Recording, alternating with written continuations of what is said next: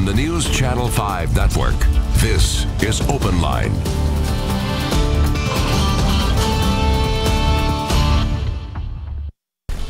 Hi everybody, Tuesday night, I'm Rory Johnston in the chair for Ben Hall tonight for OpenLine. We appreciate you tuning in as always here on NewsChannel 5+, and we've got a great, very important topic to talk about tonight. We hope you will join in. We have two special guests here, and it is a topic that I think personally we don't discuss enough, and I'm glad that we have a full hour tonight to delve into this. And basically we're talking about dealing with depression. We're going to talk mental health tonight. So you know the number, our regular callers, 737+, and we hope some of you maybe who have never called in before will take part, and we appreciate that. That's why we call it OpenLine. Want to welcome our guests. Right next to me is Schatzie Brunner. Did I say it right? You did. All right. Schatzie's a mental health advocate, and we're going to talk more about her past and how she got to where she is now as an author, a speaker, and the founder of a group called New Way Now. And also, I believe the president of that group is with us here tonight, right? Dr. W. Scott West, a licensed, are you a psychiatrist or psychologist? Psychiatrist. Psychiatrist. All right. I want to make sure I get that right. Dr. West, thank you for being here. You're involved over at Vanderbilt, correct? I teach residents over there at this point. Okay. Thank you both for being here. 737+ is the phone number if you guys would like to call in. And let's talk a little bit about, first of all, New Way Now. What is New Way Now? New Way Now is a nonprofit that we have formed in order to get people to talk openly about depression. We're not trying to cover all the different types of mental illness. Depression is our focus. And what I am hoping to do is speak to every chamber of commerce, every corporation in Tennessee and Kentucky, because we're just in the two states. But our news site, newwaynow.org, has a questionnaire that was developed by psychiatrists. I'm right on that, isn't it? Yes. Psychiatrists? And people who get on the site can take an anonymous, and this is important, an anonymous questionnaire, fill it in, and then they can go to, based on what the findings are, because you're rated either not depressed at all or slightly depressed, you can go to this map which will show you by county, and you've already put in your county, that you've got 3, 4, 5, 6 resources right there. Right there. In your neighborhood. So it's a great way to learn to connect to those resources that are there. I am hoping, because it took me so long to talk about it, that I'm hoping I will encourage people to do the same. Yeah, you have a very personal story that we're going to talk about. And doctor, obviously, you've dealt with patients for many, many years. Here we are in 2018, and we're talking about, and just the way you said, anonymous, because there still is in 2018 a stigma associated with depression, or people who don't want to talk about it to other people, that they feel like, you know, I don't know if I've ever met anybody who hasn't been at some point in their life at least somewhat depressed. You know, for all sorts of life experiences cause it, and do you feel the same way? I mean, we're still talking about this stigma. It's a confusing issue because depression is a normal emotion, just like happiness is. But clinical depression is something different. It's when those symptoms of depression, of feeling bad, feeling worthless or negative, persist for periods of time. But part of the nature of feeling bad and negative is that you don't necessarily want people to know that. And so there's the stigma of what it's all about, but there's also the unsettledness of someone who's struggling and not knowing exactly what to do about it. And we're hoping that we can encourage people to begin the dialogue. It might be letting somebody know so you can deal with a situation in your life, but it also might be letting somebody know because the slippery slope is moving in a very negative direction. And we know from experience that if we can treat this earlier, the individual is going to be better off. Right. Intervention. Just get in there early. When you talk about slippery slope,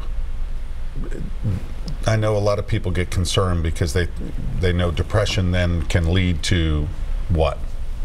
Depression. Untreated. Untreated depression, eventually, kind of worst case scenario, leads to suicide. But short of that, depression leads to all sorts of complications in life. There's a concept of presenteeism that has come about over the years where when we're absent, we know what that is, you're not there, but when we're present, but we're not fully there, not 100%, that's called presenteeism. And the Journal of Occupational Medicine some 10, 12 years ago came up with, did some research, and depression is the #1 cause of presenteeism in the country, and it cost businesses at that time, 10 years ago, it was in about $50 billion. It causes problems at work, but it also causes problems in relationships. Absolutely. All right, we've got a couple of callers coming in. Callers, hold on just a moment because I want to dig a little deeper into New Way Now and talk a little bit about Schatzie's background. CNN. Yes. Back in the day. Back in the day. Yeah. Yes. I mean, you worked behind the scenes and in front of the camera. Yes. Katie Kirk and I sat next to each other and learned journalism together. Yeah, before she moved on to NBC. That's right. She was in D.C. And then she came down to Atlanta, which is where I was. You were in Atlanta. I know you worked with Larry King, and you were talent producing, and then you worked on air. But I mean, this is a high stress work environment, right? I think it's as high as you can get. Yes. And at the same time, you're dealing with depression. Yep. How did you do it? And no one knew. No one knew. In fact, I never told anyone outside of my immediate family until just a couple of years ago. And so I was on sometimes 4 and 5 medications, and I'd be on the air, and with a potential 50 million people looking back at me. I must have compartmentalized, or I was, if I had to guess, I'd say I was so used to having this fake persona that I just used that when I was on the air. Because so in a way, you're functioning. You're functioning professionally. Not as well as I could have. Right. And that's the point. Right. Interesting. All right, we're going to dig more into that in just a moment. Let's go to, we got new phones here. I hope I do this correctly. Let's hit 1. Mike, you there? Is this Mike? Yes. Hi, Mike. You're on the air. I did it right. Go ahead. Okay, thank you. I'm a college graduate and a psychology major, and have studied and dealt with this whole issue of depression. So I'd like to ask these two experts a couple of questions, if you might. Please do, yeah. Okay. We know that when it comes to depression, there are a complete array of solutions, dealing from the medical area, dealing with counseling area, dealing with experimental drugs like marijuana, dealing with acupuncture, dealing, just the list goes on and on. Right. So, but our question with regards to our guest, what is really the most effective long-range, not short-range, but long-range solution in trying to help someone who is experiencing severe depression? Thank you. All right. Dr. West. Boy, that's a tough one, because would you say it's subjective, patient to patient? What it might is, work it better? is individualized. Cognitive behavioral therapy for one, or this for another, right?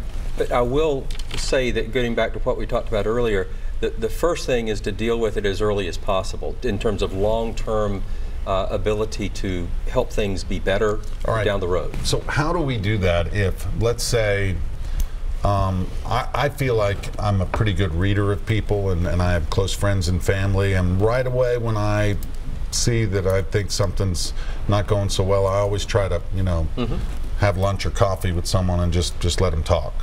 Because I feel like, That's but wonderful. not everyone has the circle and the support. So at what point does it get too far down the road, or at what point can we do something for ourselves? That's the thing, is take the step ourselves without having someone else come and say, hey, I think you need to, let's get some help for you. I would suggest you take that step as soon as you feel like there might be something that's not right. and then you check with somebody and bounce it off, whether it's a friend, whether it's somebody in your faith-based organization, whether it's a colleague, whether it's your primary care doctor. You can go to the experts, if you will, the psychologist and the therapist and the psychiatrist, but you don't have to start with that.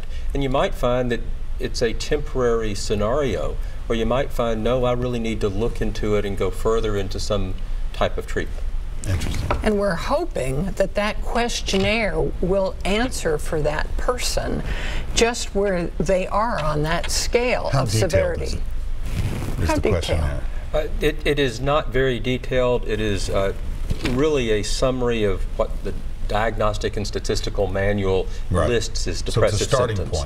It's a starting point. Yeah. Okay. And so it has to do with things like sleep, interest level, appetite, thoughts of suicide, and so forth. There are 9 questions. It's a fairly simple and straightforward questionnaire. And as a result of that, you can get a score which kind of will tell you whether you're in that milder depression or more severe depression. Interesting. All right.